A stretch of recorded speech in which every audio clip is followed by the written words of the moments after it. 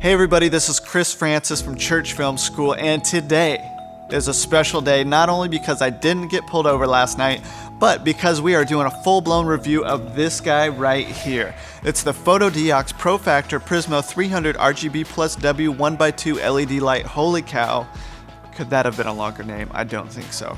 And we'll also be reviewing its little brother, which is the 150 watt 1x1 as well, which is currently cycling through neon colors in the background because, let's face it, nothing lets other people know that you are down with RGB like a completely unmotivated neon light in the background.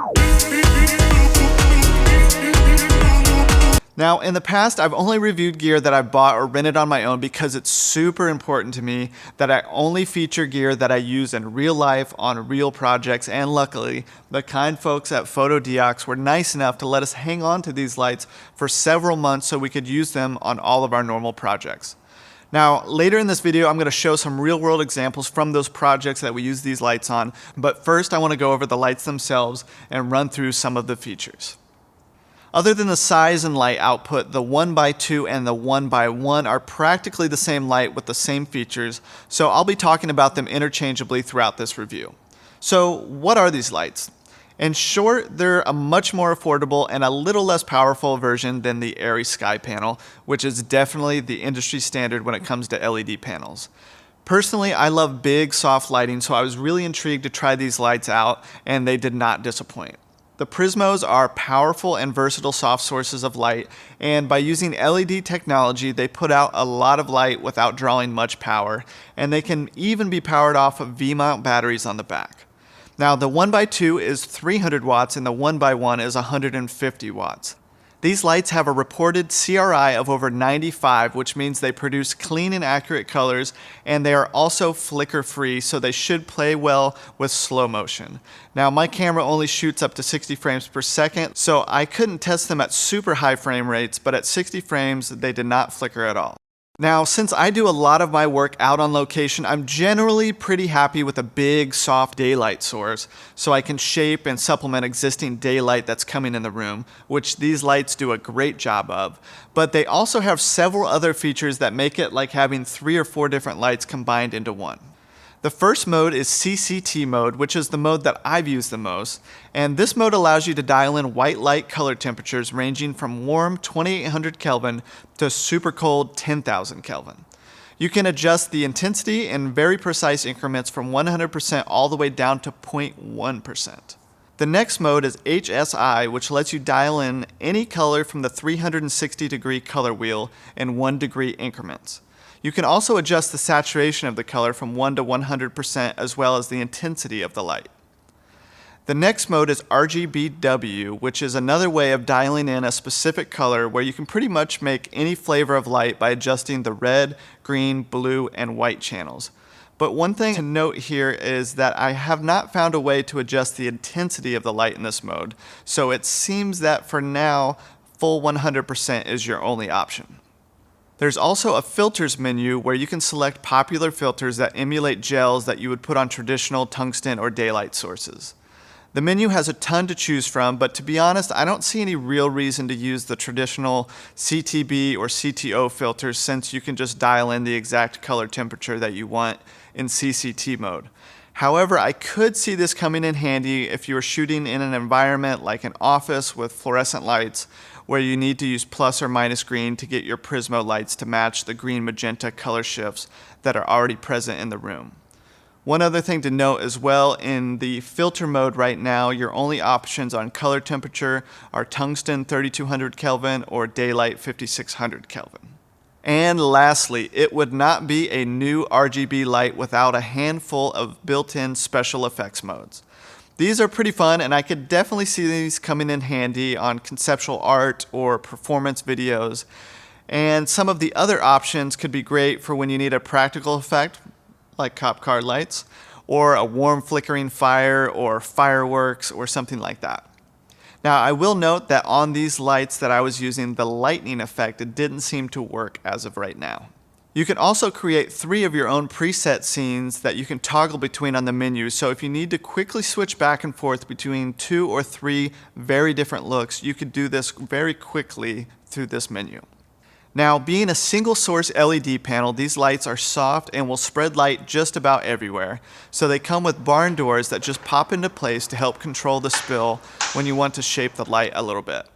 They also come with a softbox and a layer of diffusion to make them even softer. And they also come with a grid that velcros on the front of the diffusion to control the spill. You could also use this grid without the diffusion if you wanted to have a stronger output of light but still want to control where it goes. Now, there are a few other features in this light that I won't go over too much in this video because I personally didn't use them. But the lights do have the ability to be controlled remotely and programmed remotely via a DMX console. They also came with the 2.4 gigahertz wireless remote control, but to be honest, I didn't use them because I've never used a remote control with a light, so I totally forgot that was even an option when we were out in the field. However, I could see this option being handy in situations where you're a one-man band or when you've placed the light in a hard-to-reach location, like super high up on a light stand, or if you plan to hang these from a grid like in your studio. One last thing to mention is that the built-in fan to keep these lights from overheating is pretty quiet, but if you need absolute silence, you can turn the fan completely off. Now, I'm not sure how long you could run the light with no fan, but it does have an aluminum body that should dissipate the heat pretty well. Now that we've gone through the features, I'll share how I've used these lights on some of my own projects. The first project we used them on was an all-day shoot capturing interviews for a documentary series. In all, we shot 4 different setups with the lights, utilizing the 1x2 as our key light, shooting through a 6x6 diffusion to make the light even bigger and softer. And we also used the 1x1 on a few of the setups as a subtle edge or hair light. And while the 1x2 didn't pack enough punch to combat the sunlight outside the windows, I honestly don't think any other light would have either, so I can't blame the Prizmos for that one. The next project I used them on was for an on-location YouTube talk show. And for this project, we swapped out the lights that we normally use on the show, which I'll admit are cheap knockoff Kino Flow fluorescent lights, and we swapped those out with the Prizmos. We put the softbox on the 1x2 to create a big, soft, double diffused key light, and then we also shot the 1x1 through the same diffusion as well to get a little bit more light in there so we could keep a clean exposure while stopping down on our C camera on the slider to f4 to help us maintain better focus. We also used the other 1x2 to kick into the ceiling to raise the overall ambience of the room. We used the softbox with no diffusion on the front to help control the spill of the light in the room while still getting the maximum output of the light source. Now, we shoot this show every month, so we're always at the mercy of what the sun is doing that day, but on this day it was overcast for the entire day, and the extra power from these lights helped us maintain an even and bright look throughout the entire day. Now here you can see what the show looked like in the past using our old lights. And because our old fluorescent lights are less powerful, we cannot double diffuse them, which makes them a little bit harsher on the talent. And as it gets a little warm in there, it's pretty easy to get shiny. And also in post, sometimes color correction can be tricky because we're mixing the fluorescent lights that do have a little bit of a green shift to them with the pure daylight that's coming from outside. So sometimes that can be tricky to get a good overall balance in the color grade to make both the room and the talent look great and balanced at the same time. However, on our latest shoot with the Prizmos, you can see how much more even and flattering the light is. We lose some of the shine on the talent and we're able to raise the ambience in the room to feel brighter. And in post, I didn't have to do any major color correction to account for any green or magenta shifts. I just boosted the contrast and saturation a little bit and then I was done. There's a lot to like about these lights, and for me, what I like the most is that they create a big, soft source of light that is pretty powerful and very clean. And having used a lot of lower budget lights in the past, it feels good to not have to worry about doing a lot of correction in post to make up for the fact that I was using kind of janky lights on set. And I also like that you can dial in the exact color temperature that you want. Now, I've used a lot of lights in the past that are tungsten only or daylight only, that now that I've gotten used to using lights like this where I can just change everything with a dial, I do not want to go back. The RGB modes on these lights are cool, but they're not necessarily my style as I tend to shoot for more of a natural look on most of my shoots. However, I could see myself using these RGB modes to make bolder and more creative lighting choices down the road if the option were just a click away. And the last thing that I really like about these lights, and this is a big one, is the price. The 1x2 right here currently retails for $1,989.95, which is crazy cheap for an LED panel. Like for comparison, the Arri Skypanel S60C, which does put out more light at 425 watts, is a whopping $5,850. And the other light that I would compare this to is the Litepanels Gemini 2x1, which is also just a little bit more powerful than the Prizmo because it's 325 watts. And it does have a slightly higher CRI rating, but it costs $4,845. So with that being said, you could literally almost get 3 of these 2x1 Prizmos for the price of one Arri Skypanel, or you could buy 2 of these for less than the price of the Litepanels Gemini 2x1. And in my opinion, the quality to price ratio here makes the Prizmo a complete no-brainer if you are a church or a freelancer that is looking to step up your lighting game while maximizing your budget. I could see them being a particularly great option if you're looking to purchase a few of these for your studio or shooting space. And unless you're a gaffer and you know that your clients are going to want sky panels, I personally would save your money and get a couple of the Prizmos instead. Now, while there are a lot of things that I love about these lights, I want to be honest and fair, there are a few things that I don't like about these lights. Now, for the most part, I've used these lights out on location, which is probably not their strong suit. While the lights themselves are well built, the free carrying cases that they come in are not. The cases are basically like padded luggage, which unfortunately started falling apart on our very first shoot, kept falling apart on our second shoot, and one of the zippers even broke off the cases during this shoot, and I was hardly doing anything with it. Now, I'm pretty sure the luggage is going to be borderline unusable in a few more shoots. However, if you are going to buy a light that is this big and expensive, and you're going to take it out on location, I highly recommend getting a proper hard case for it anyways. The second thing that makes these lights a little challenging to use on location by yourself or with a small crew is how freaking heavy they are. This 1x2 makes me feel like a total weakling trying to get it up on a light stand because it comes in at a whopping 36 pounds. And once you get it on the stand, it's even harder to raise the stand without the help of somebody. It's pretty much a 2-person job once it gets on a stand. And for comparison's sake, the Arri Skypanel S60C comes in about 10 pounds lighter at 26 pounds.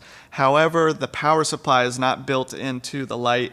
So if you attached it to the light just like this is, that's another 10 pounds, so it'd actually be the exact same weight at 36 pounds. And the Litepanels Gemini is lighter than both of those, coming in at 22 pounds. So either way, that's pretty heavy for one person to be raising up and down on a stand. So part of that drawback is just the nature of these types of LED panel lights.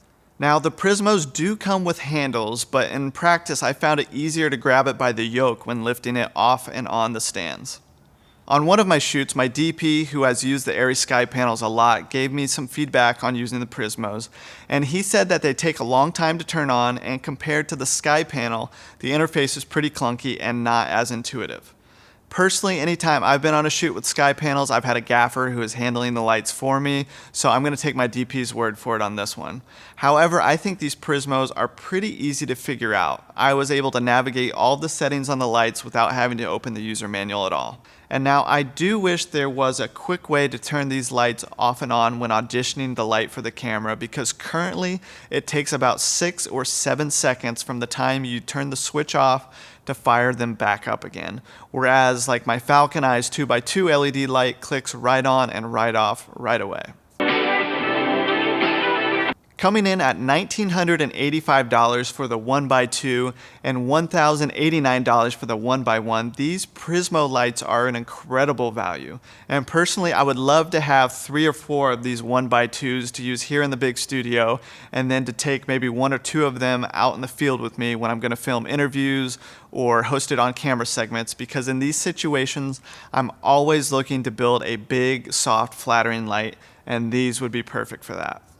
I'd also want to buy some heavy duty stands that have wheels on them so I could easily move them around the studio or location without having to lift and carry them because they are super heavy. And while I absolutely love the value of the 1x2, personally I would probably pass on the 1x1 in favor of something a lot lighter and more versatile like my Falcon Eyes 2x2 Flex Light. Oftentimes on my projects like documentaries or B-roll shoots, I'll have my assistant put it on a light stand and literally just follow me around to supplement or shape the light in a moment's notice, which I wouldn't be able to do with a 22-pound Prizmo 1x1. So in conclusion, I'd say 1000% yes on the 1x2 and on the 1x1. In the description of this video, I'm going to put the links to these lights so you can check them out more, and they will be featured again in a few of our upcoming project breakdown videos. So if this video was helpful for you, I would appreciate it if you would like it and subscribe to this channel. And I want to say a very special thanks to Fotodiox for letting us borrow these lights to test out and review them. They've been great, and if you have any questions about them, leave them in the comments below and I would be happy to answer them.